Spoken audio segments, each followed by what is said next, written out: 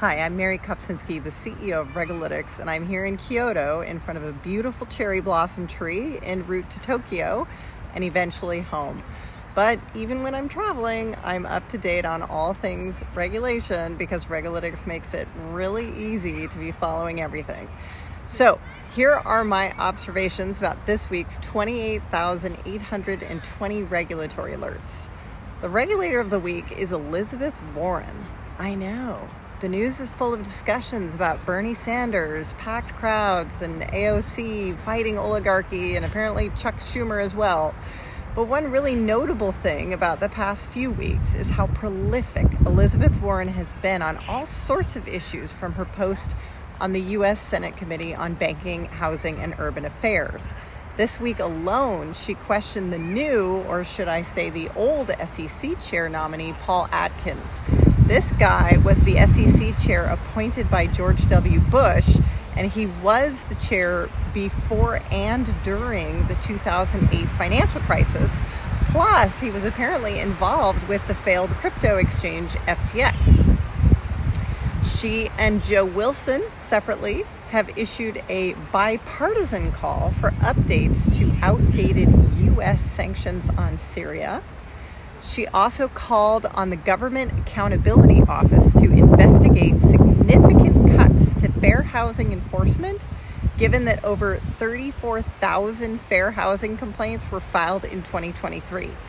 If Trump terminates nearly 80,000 of the fair housing and equal opportunity staff, it could lead to increased housing discrimination. She also expressed concerns about the Federal Reserve's upcoming decision on interest rates, emphasizing the need for modest cuts to alleviate economic uncertainty linked to Donald Trump and Elon Musk. And finally, she called on the SEC to clarify a recent decision that exempts meme coins from federal securities laws, particularly in light of President Trump's launch of his own meme coins, Trump and Melania. The topic of the week is dead bodies. I have no idea what's going on. I even mentioned a few weeks ago that one of the states passed laws on not selling human bodies. But this week, there were 485 passed bills. I skimmed them as I usually do, but the ones that stuck out in my mind were gnarly. Maine amended an existing law regarding the disposal of identified human remains in medical examiner cases. It allows the chief medical examiner to take responsibility for the disposal of such remains if nobody claims custody of the body within 15 days, which is reduced from 30 days. The remains may either be interred or cremated, and the chief medical examiner is required to file a certificate of abandonment in the city where the remains were found, detailing the method of disposal. So just ew.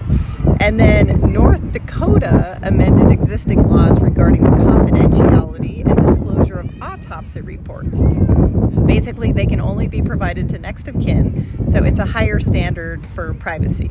So, sorry, voyeuristic reporters after celebrities who die in North Dakota. They also put in some DNA sample privacy rules that are passed.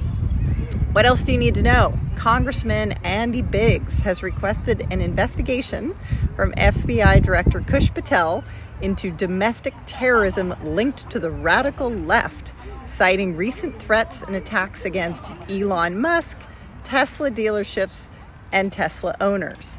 They're arguing that this is trying to influence government policy and therefore it's domestic terrorism, and it was co-signed by several Republican representatives to Pam Bondi to look into this, emphasizing the seriousness of the situation. And that is it this week for RegAlytics. We have the global supply chain of the world's regulatory alerts in one very easy to use place. If you need a solution related to regulation, give us a call.